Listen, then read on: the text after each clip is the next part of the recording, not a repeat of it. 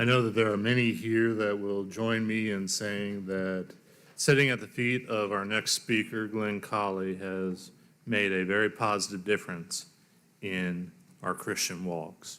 And we're really happy that he is here with us again this year. Glenn was born in Houston. He's a third-generation preacher, graduated from Freed-Hardeman University in 1981 and has been preaching for 46 years. 45 of those years he has been married to his wife, Cindy. They have 2 children, Caleb, who is married to Rebecca, and a daughter, Hannah. Glenn and his wife, Cindy, are the authors of books such as Awake at Night, You're Singing My Song, Your Mama Don't Dance, Melons and Mates, Loose Change, and Digging Deep. Earlier this year, Glenn began working full-time with the Gospel Broadcasting Network. He also holds gospel meetings and seminars about the family and leadership in the church. He has done foreign mission work in campaigns in Africa, South America, India, Trinidad, American Samoa, and Ukraine. He writes for the Spiritual Sword magazine. He also is on the board of directors for both Lads to Leaders and the Gospel Broadcasting Network. He's going to be speaking to us about building strong relationships between church leadership and its members. Brother Glenn.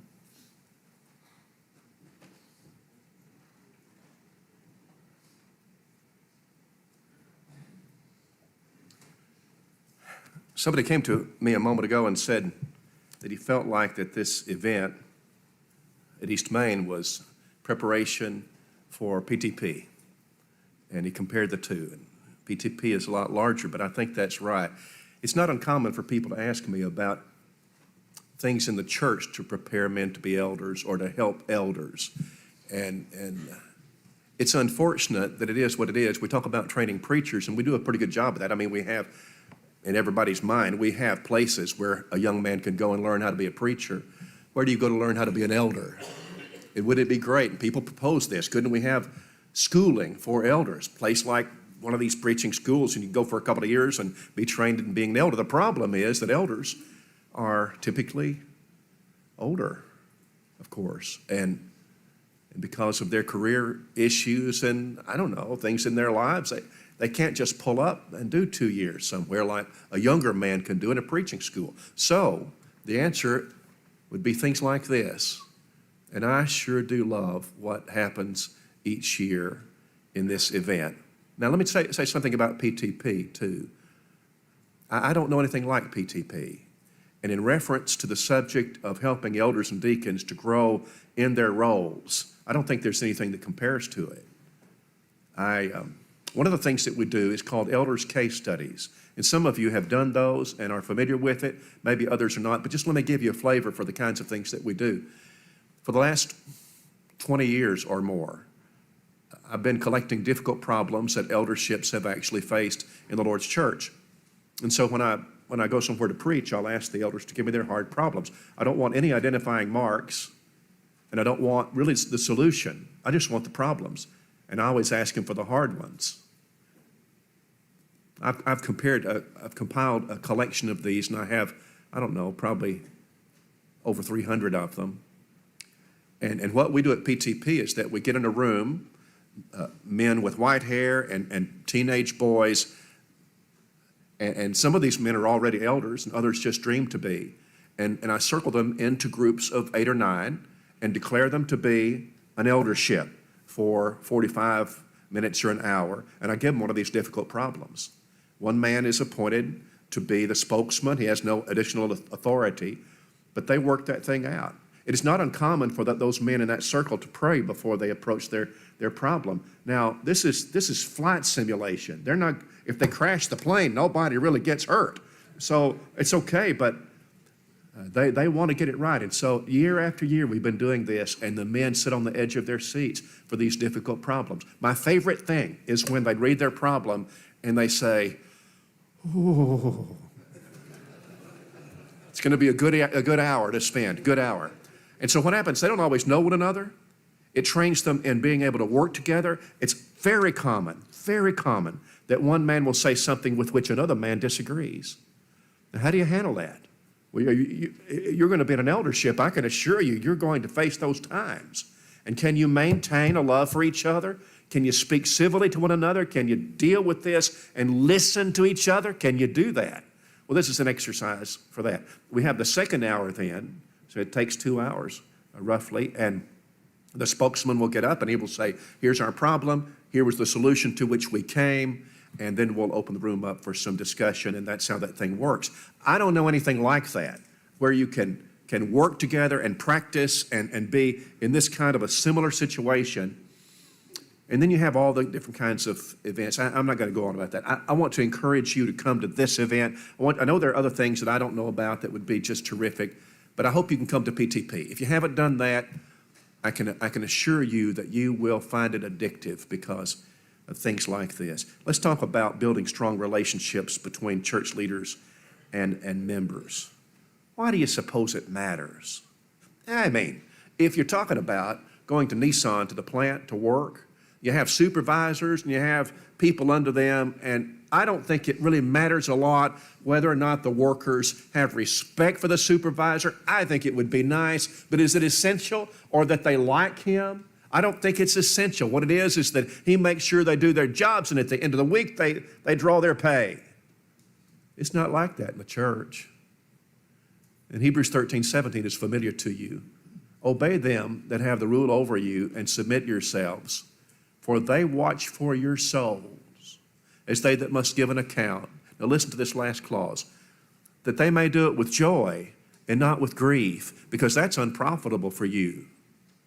Unprofitable means pernicious, and you look that up and you'll find this interesting flavor, and that is that it's not just something that's negative right now, but it's something that over time will become increasingly negative. Well, I think that's applicable, of course, to what happens in the church. It's important that people in the church have respect for their elders and a close relationship to their elders. And so that's the reason why this assignment was made. Now, I know that a good sermon has 4 points. Brother Winkler's, how do you follow Brother Winkler?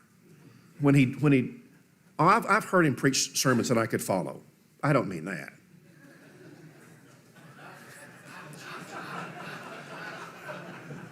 I'm just playing with you, Dan. You know I'm playing with you. But that today was, I wanted to go and listen to that again, and I thought it was just magnificent, so much that I just want to go somewhere and sit and think about it. And I appreciate what you did. That's genuine. And so this lesson is going to go in a different direction. I hope that it will be just extremely practical to you. A good sermon has 4 points, maybe 5. This one has 20. You're laughing because you think I'm teasing. I'm not. What I want to do is to give you 10. So we're not, I can't spend much time on each, but I want to give 10 suggestions for members and then 10 suggestions for elders to draw closer together, to love each other better. Here we go. For members, number 1, take the qualifications seriously. The principles of 1 Timothy chapter 3 and Titus chapter 1 are not antiquated or obsolete. And the older I get, the more I appreciate the fact that every single one of them is important. Now, you may ignore them. You may ordain a man to be one of your elders knowing that he's a novice, or knowing that he didn't rule well his own house, knowing that he's quick-tempered. Go ahead and do it. Go ahead.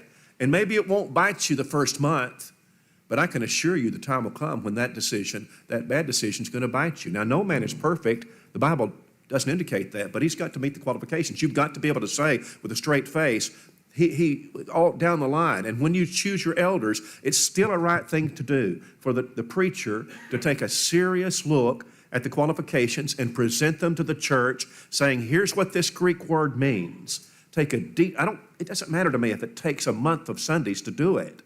Let's be careful about that. And when you come to the end of that study, then you're better equipped to select them.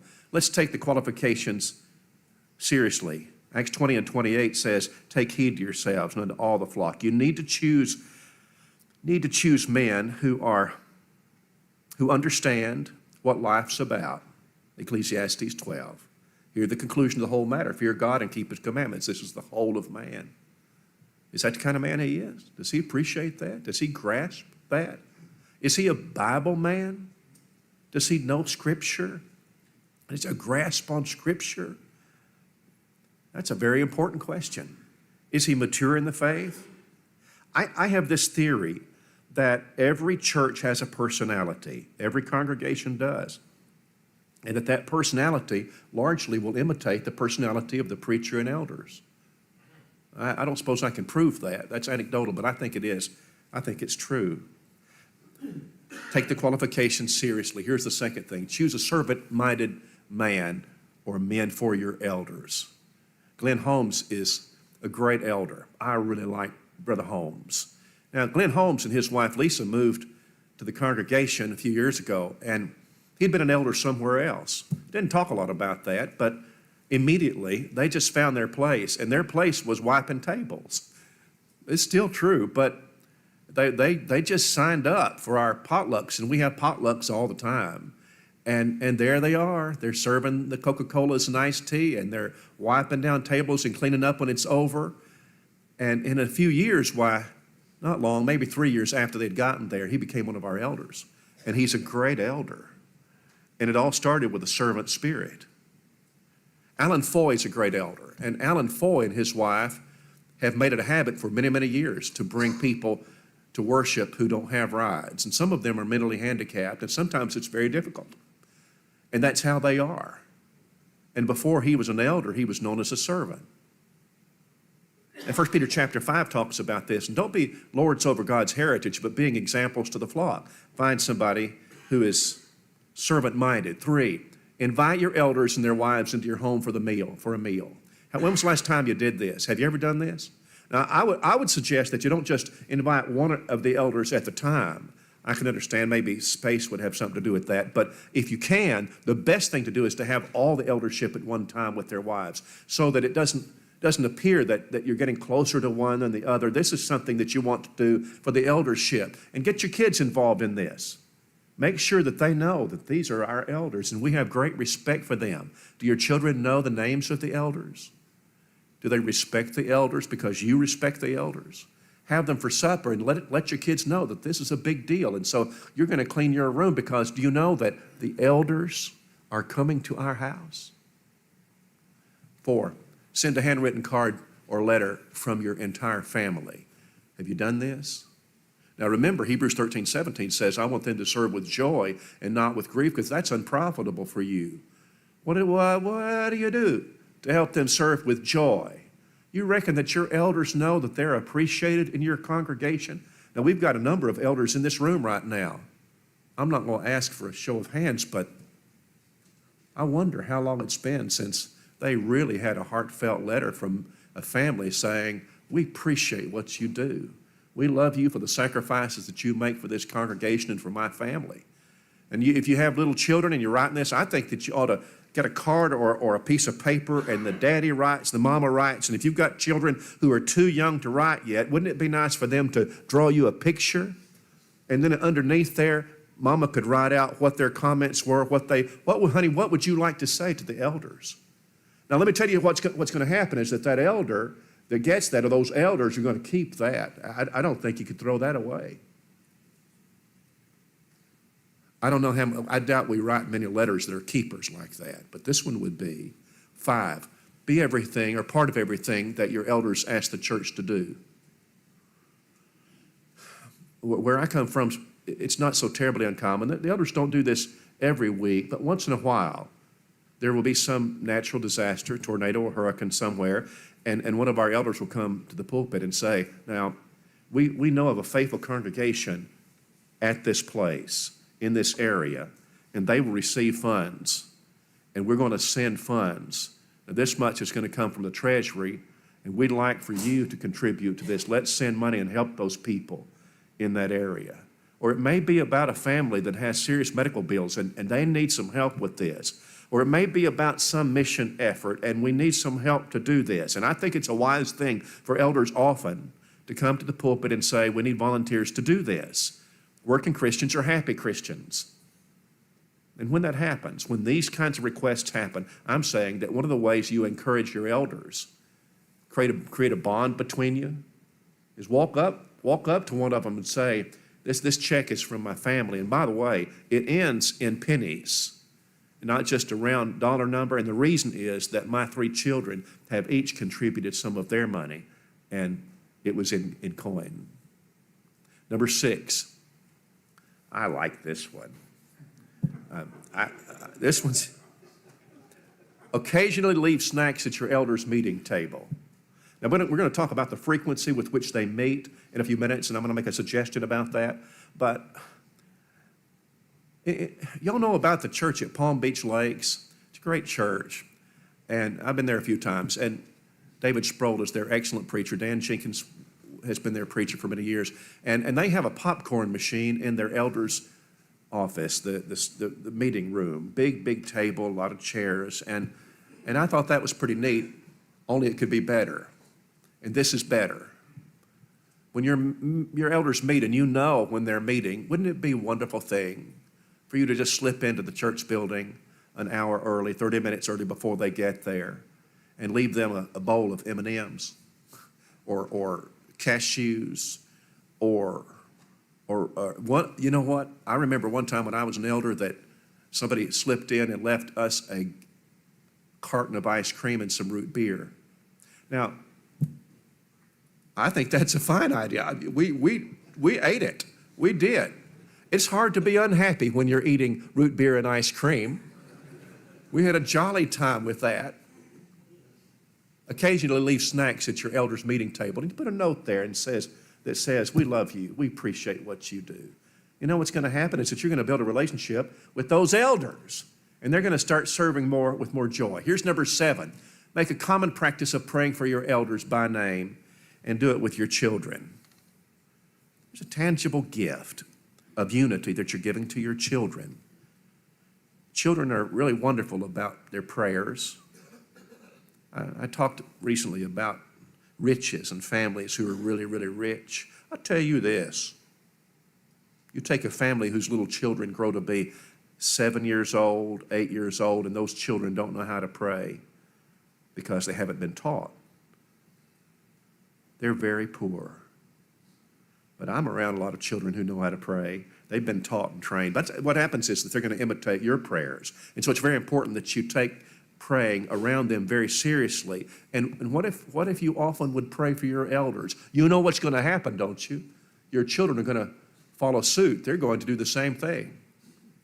Pray for your elders. Make it a common practice.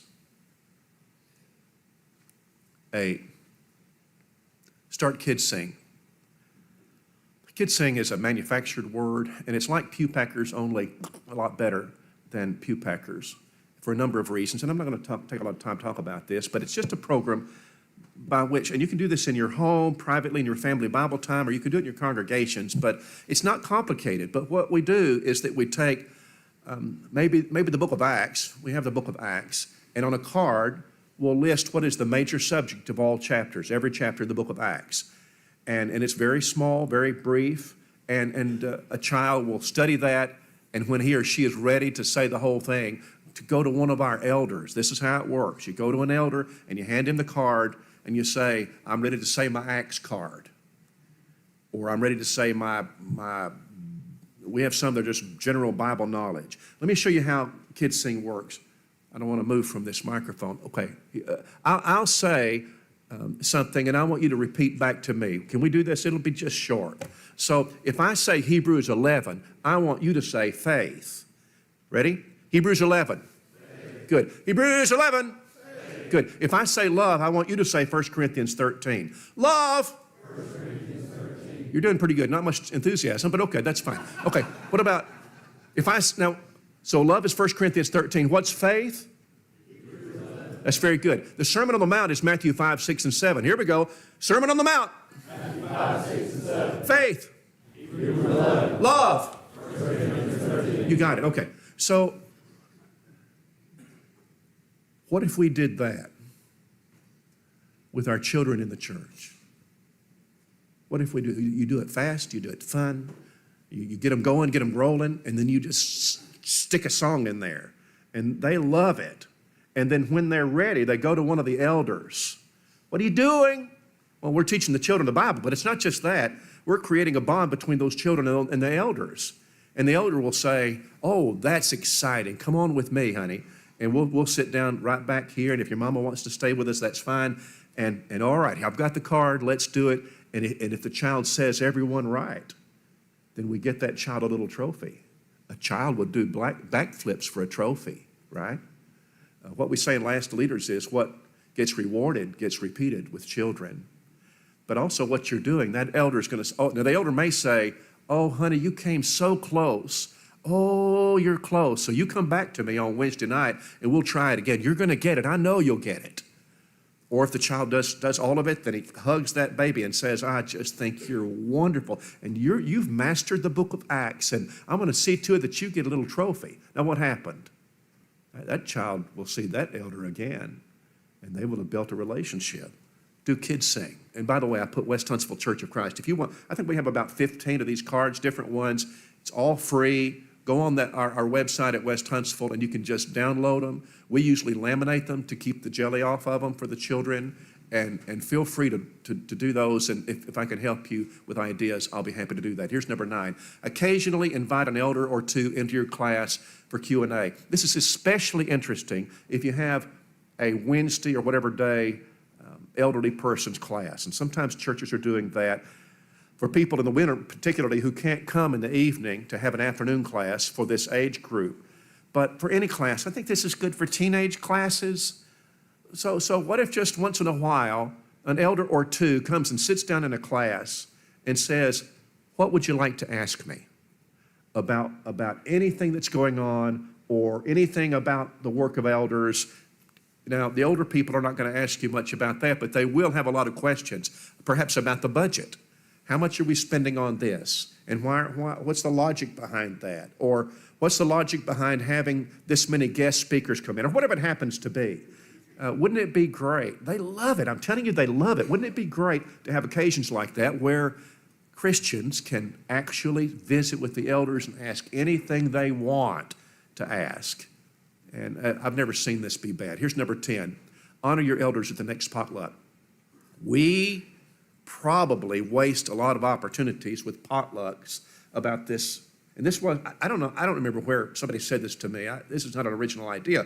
But what you do is that it's your next potluck, whoever's going to get up and lead the prayer needs to make a little speech and say, today we want our elders and their wives to go first.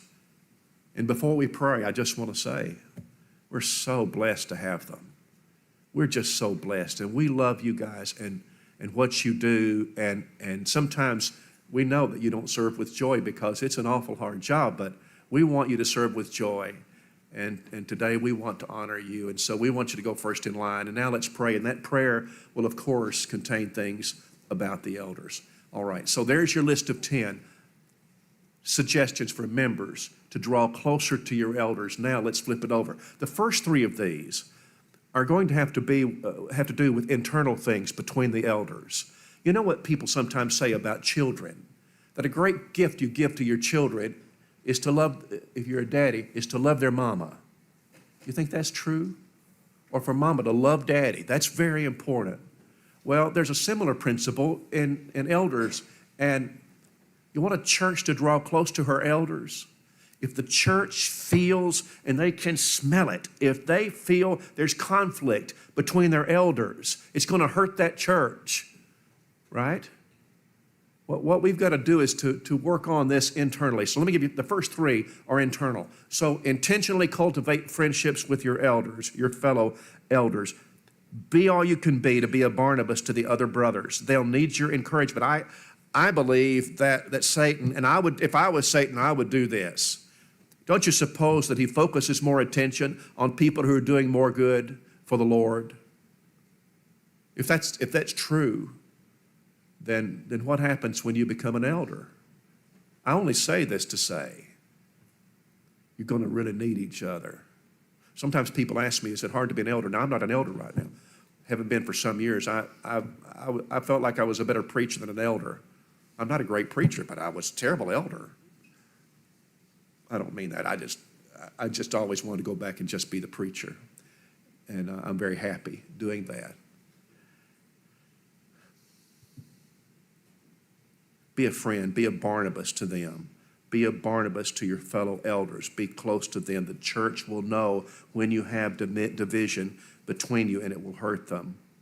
Take the lead. I would suggest that if you're an elder, go ahead and get this started. Every other month or whatever interval you choose, you and your wives need to meet together. Not to talk shop. I don't think you need to talk so much about the church. You just need to go to it's better if you can go to somebody's house. Don't you think that's true? I mean, I eat a lot of restaurants and traveling a lot, but if you can go in somebody's home, there's just an added benefit. You need to sit under their table. You need to sit on their couch. You need to look at the family pictures on their wall. And when you do that, you just know them in a way that's better. So I want to encourage elders to just initiate this. Just put it on the calendar, and every other month we're going to meet together and have supper together. And go to restaurants too. It's okay with me, but what I'm trying to do is to say you can cultivate friendships with your fellow elders. Don't be at odds with your fellow elders. 2, respect boundaries. There's 2 of them that I want you to think about right now. Religiously maintain confidentiality with your fellow elders. I just can't overstate it. You can imagine if your family was one with some serious problem and you came to the elders and you opened up your heart and it was confidential, and then a week later you hear one of the members say something about it and it's obvious that it's leaked. How do you feel? How do you feel about that? It cannot be. It cannot be. If your wife can't contain, sometimes she's going to be aware of things, isn't she? Just because she's around you, and she's one of those women that sits a long time after worship and waits, and sometimes things are heard. She'll be aware of some things, and God love her. But if she can't keep confidential information, then you really need to resign. You cannot risk this. You cannot risk it. And what do you think happens in the relationship between elders in a church if one of them is apt sometimes to tell something out of turn? What's going to happen? And you'll do more harm than you'll ever do good. Respect the boundaries. The first one is confidentiality. And the second one is have a healthy fear of unilateral decisions. This is the thing about new elders, that they just have to, I think they all have to go through and know when it's appropriate. A matter is rather trivial, and I know what the eldership feels about this subject, and you can answer the questions that come that are inevitably going to come to you.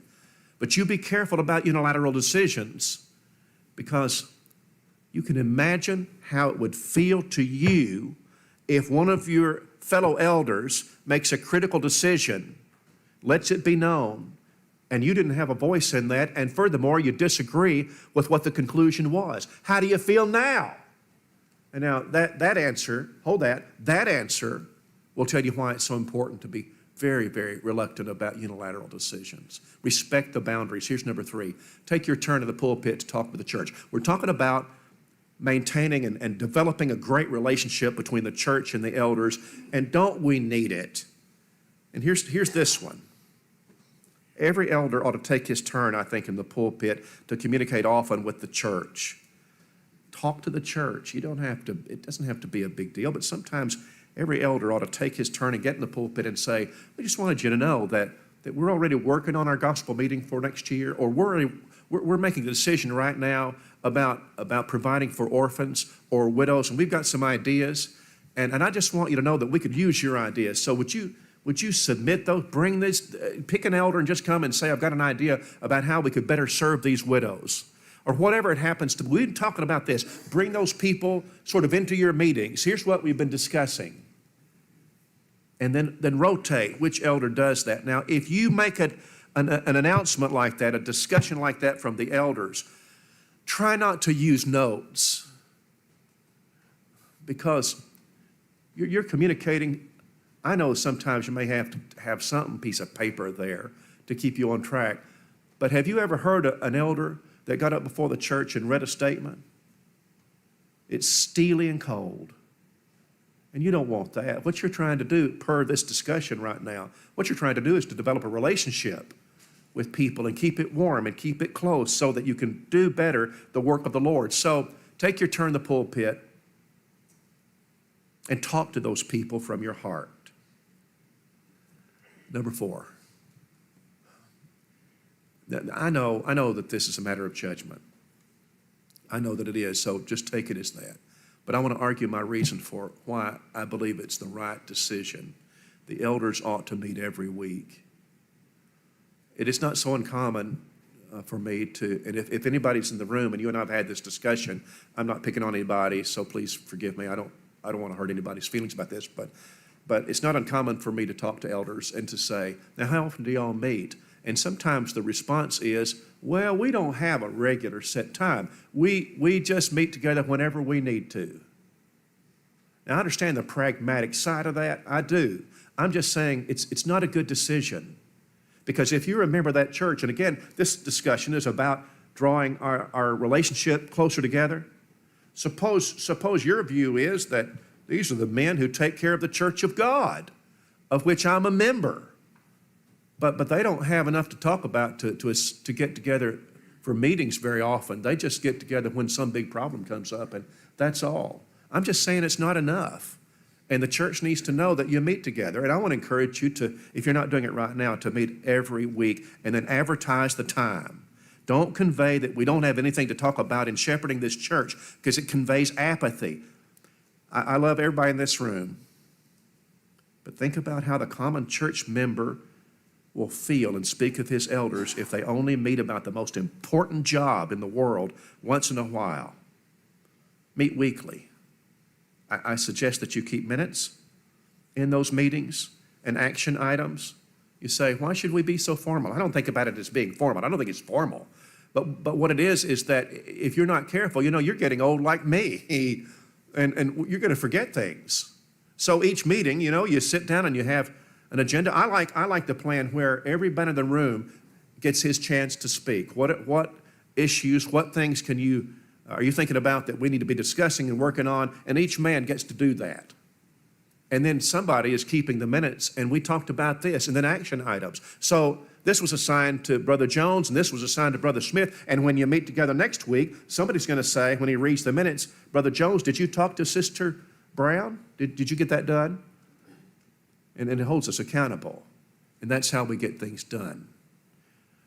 You ought to say from the pulpit to the church, we meet, the elders meet every Thursday night at 5 o'clock, Thursday evenings, Tuesday evenings, whatever you choose, at 5 o'clock.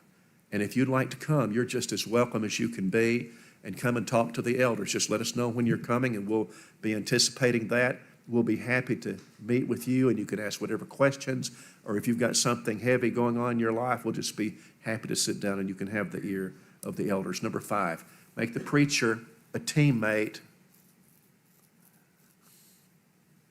It's interesting to me that you're charged, 1 Peter chapter 5, if you're an elder, you're charged with the responsibility of feeding the flock, right?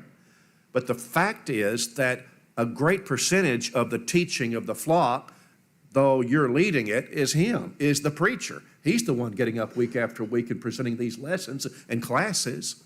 It's true that he follows your guidance, but it doesn't make any sense at all to me. This is just Glenn. It doesn't make any sense at all to me to not have him in your meetings. I know there will be sensitive meetings, too sensitive to do this, and you will just kindly ask him to go, and he'll be happy to do that.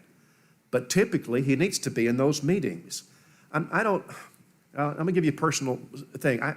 I don't anymore give my subjects for gospel meetings ahead of time. And I understand why churches want them, so they can advertise, this is what you're going to hear if you come. The problem is that I always, invariably, I change my subjects after I get there. I mean, I preached somewhere recently, and I was planning on sometime Sunday, to talk about child rearing from the Bible. What does the Bible say about child rearing? And I got there, and I'm telling you, this church has no kids. There were no children there. It would be silly for me to preach that sermon, and so, of course, I changed. But I learned something about the church. I preached in a meeting recently, and during my sermon, a sweet woman with her children and her husband there, she cried through most of that sermon. Now, as a preacher, I wondered if it was something I was discussing. Is this getting close to her? I don't know. But it wasn't that way at all. she's got a diagnosis that's very bad. She's got a serious malignancy. She's just learned about this, and she's got young children. Now, do you know that I changed more than one of my subjects for that meeting that week? Because that's what you need to do. It's what you should do. That a similar thing is applicable to having the preacher in those meetings, those elders' meetings, and that is that he doesn't know what you know about the church. And wouldn't it be wonderful for you to have that communication with him? You know, brother, we could use some sermons on this subject because you're going to be talking about people in that room, about needs that they have, sometimes spiritual, sometimes other things. But if he knows them, won't he be able to do a better job preaching? Then there's something else too, and that is that the preacher needs to feel like you trust him and that you appreciate his good sense. If he feels undervalued, he's not going to stay with you very long. You need to let him come, invited him to come to those meetings. And when you go around the table and each elder it's your turn, what would you like to talk about? You ought to stop at the preacher too and say, now what do you have? Because he may know some things you don't know and it'll be beneficial. He knows his role. And when it comes to make a decision and you go around the table and say, I don't like to use the word vote, but you vote to decide what we're going to do about this. He won't be the one, he's not an elder. He won't have a vote in that. He knows that. So you're not crossing that line. Number 6, practice the basic rules of good conversation. Now, you can go online and find great lists about conversation, but if you want to get close to the church, you're going to have to do this. Practice listening. So many of our conversations are just two people expressing different points of view without listening to the other one.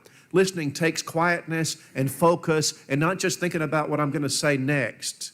I preached recently at a place, one of the elders came and talked to me. They asked me a question, and I started to answer the question, and he interrupted me to start a new subject. And I tried not to show it on my face, but in my mind, I was doing these little flip-flops and thinking, what kind of conversation is this? And the answer was, it's a pretty sorry one.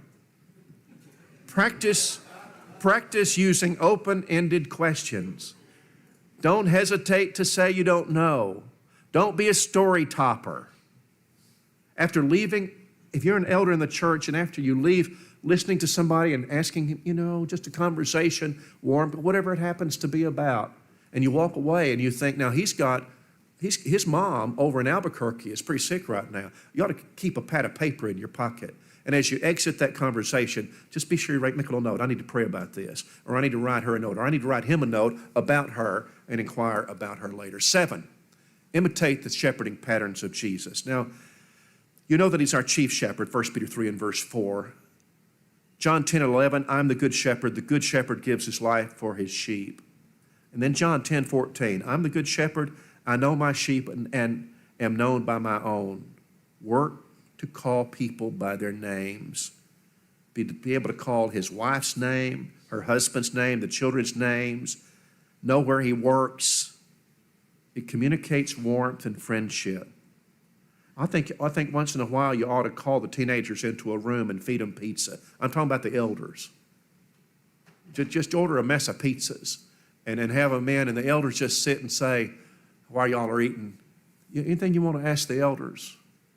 And we want to give you some encouragement. There's something, maybe a problem that we've been a little concerned about, and pick the elder who's the gentlest and best to talk to teenagers and let him be the one who's the spokesman that night and say, we need to work on this problem, and would you help us with this? Wouldn't it be better and more effective if those teenagers love you because you've shown them kindness that comes to their level? Number 8, protect these sheep from the wolves. John 10 and 12, but a hireling, he who is not the shepherd, one who does not own the sheep, sees the wolf coming and leaves the sheep and flees. A couple of weeks ago, I spoke at PTP on religious deconstruction. If you're not familiar with that, I want to urge you to become familiar with religious deconstruction because it is a thing. It's in the denominational churches, but it's also in the Lord's church. And be aware of it and watch for this. How do you deal with things like this? And the answer is You sit down with the other elders and you make a plan. You be intentional and deliberate about protecting the church from wolves. If you find that in your congregation you've got a teacher that's teaching things that are false, don't wait. Don't say, we'll talk to him after the quarter is over. Be kind and call him in a little meeting and sit down and say, this is what we understand and heard you say, and where are we really? And it may be that he just hasn't thought about it, and you need you to talk to him, and he gets it straight, and then he fixes it. But what you've got to be concerned about is that the people under your care are only taught what is true doctrine, as we've talked about this morning, from the Scriptures. Number 9, lead from your heart. Neither as being lords over God's heritage, but examples to the flock. Be humble and firm when it's needed. To use your position to boast in any way is naive and juvenile. Stop it. If you've ever done it, don't do it anymore. Shepherds are out in front. Sheep follow. And they'll trust the shepherd if they love him, if they trust him. Our elders are leading people by their godliness. Be blameless. Now, I know you're not perfect. Nobody can be perfect. But live in such a way that nobody can sustain an accusation against your character because you're living as a godly man. Arnold Wright was my friend. He died a few years ago, and he was a great elder. He was an engineer in Huntsville, great sense of humor. My favorite photo of Arnold was him in a watermelon seed spitting contest, and he's puckered up and he's shooting that thing. I'd go with him out of the country for mission trips, and I can see him just now. He'd have a clipboard, and he would stand on that first morning, and he would say, now, we're here to study the Bible with people. And we're going to start at 9 a.m. every morning for this next couple of weeks, and we won't stop till 9 p.m. or later. And you sign up your friends, and we want to study the Bible. Line them up. And you know what? In South America, you can do that. They'll come, and you can sit down and teach people the Word of God, the Bible. And he loved people, and he was a gentle shepherd leader. Practice leading from your heart, not from your position. And here's the last one, shepherd with prayer. Let me make this suggestion for your elders' meetings. Appoint one man's going to take minutes of that meeting, and I'm encouraging you to do that, and I'm encouraging you to meet every single week. You say, well, sometimes we don't have anything to talk about. Well, that's fine, but just be sure that you meet. What will happen, though, can I just tell you what's going to happen? You'll have things to talk about. The more involved you get in the work in people's lives and helping them go to heaven, the more you'll have to talk about. I would have one man, and you can rotate this. You need somebody to be the leader, maybe a month about the chair, and then somebody's going to take the minutes. And I don't know how many elders you have, but even if you have 2, you can do this. But one of the guys needs to be the one who's sitting there with a stack of cards and writing them. So as you talk about different people in the church who need encouragement, he needs to be over there writing that note. And the note says, "Dear Sister Brown, we understand that you're facing a serious surgery, and you can look for 1 or 2 or 3 of us to be there on Tuesday when that surgery happens. But in the meantime, I just want you to know that we prayed for you by name in our elders meeting tonight." And then at the end of that elders meeting, you send it around. Every elder signs it, and then you send it. Now, what are you doing?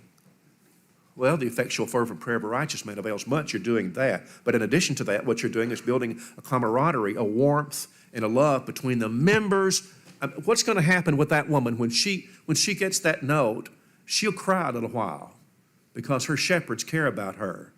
And what she'll do when somebody comes into her room is to say, come here a minute, come here, let me show you this. This is the greatest church I've ever seen. I love this church. That's what she'll say. What will she say to her husband and her grandchildren? She'll say, come here, let me show you this. And what happens is you're building something. You're building something very, very good. Practice shepherding through prayer. And often, wouldn't it be something if in your congregation, the elders frequently, you have an elder walk up and maybe put his arm around you if he's taller than you are and say, I just want you to know that I've been praying for you. I know you're going through a hard time. I've been praying for you. It means the world. And the fact that he's an elder in the church makes it even more valuable. Okay, I went a little bit over time, so we have just time for one question, and who would like to ask it? I learned that from Dan Winkler, so who wants to ask a question? Brother Glenn. Sir. Oh, you got him over there, okay. Go ahead. Brother Glenn, I was just wondering about protecting the flock. Don't you think it'd be wise if elders had a questionnaire, a simple questionnaire for their teachers? It's a great question, and yes, I do. The Bible doesn't require it of us, but isn't it prudent to have a questionnaire that you give to your teachers before they teach? And we have one at West Huntsville that I'll be happy to share with anybody. I mean, you may find ways to improve it and alter it and amend it, but as an elder, I'd want to know that we're not going to have any big surprises come out of that class in a month or two, right? And that's what you're protecting the flock. So the answer is, I think it's a terrific idea, and it's not hard to do. And if you have somebody that wants to teach, but really is put off, this is off-putting to him to have to fill out a questionnaire, well, you probably learned something about him right then, didn't you? You already learned something. Good question. Here you go, over here. Sam. Brother Colley, what can we do to empower deacons and help elderships to really be more shepherds and less like a corporate board of directors? Super question. What we've got to do as elders is make sure that every deacon in your congregation, you should do this coming week if you haven't done it, every deacon knows just what his job is. We ought to have no deacons at large. And I've seen that before. I talked to a man recently, and his friend next to him said he was just appointed a deacon. Oh, I said, that's wonderful. Now, what are you a deacon over? And he paused, and it was like a perplexing question. And he said, well, I don't really know. Well, there's a failure right there in the eldership. He should know what his job is.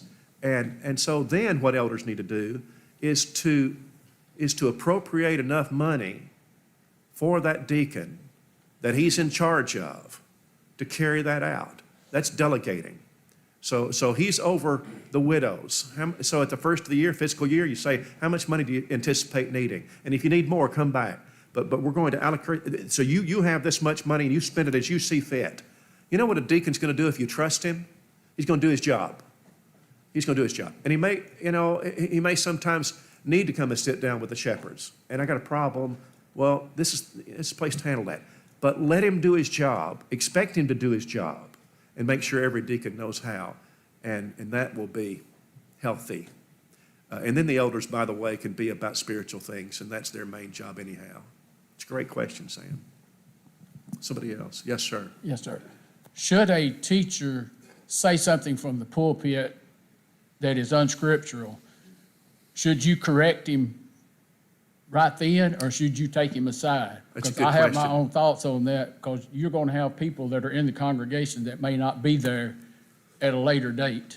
I think it depends on the nature of the mistake, because it's obvious in some cases that a man makes a mistake and he doesn't have an agenda to take the church in a direction. He just stumbled. And sometimes it's a very small matter.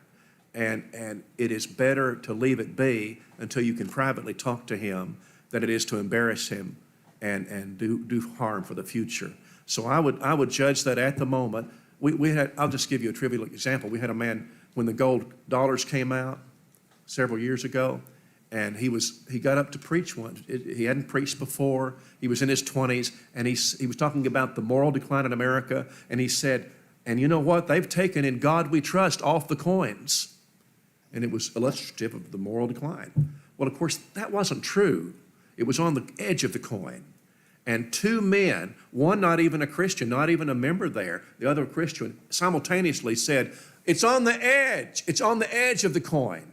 Well, you know what? I was going to let that go. I wasn't going to say something. Now, but if as an elder I judge that what we have is something that is agenda-driven and that it's false doctrine, I cannot dismiss that crowd without addressing that. I think under those conditions, if we're going to protect the flock, you can't dismiss them. Who you don't, and like you're saying, you don't know who may be visiting from Milwaukee, and they won't be back, you know, whatever. I think the elders in that room ought to look to one another while during, you know, and go like this.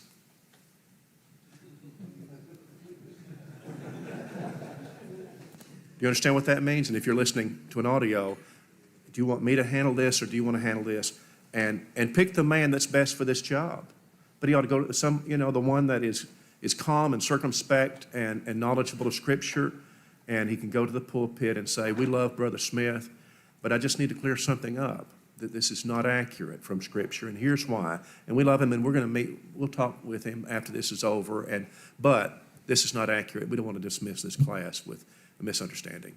I don't see how that can't be right in reference to the qualifications and the job of the elders.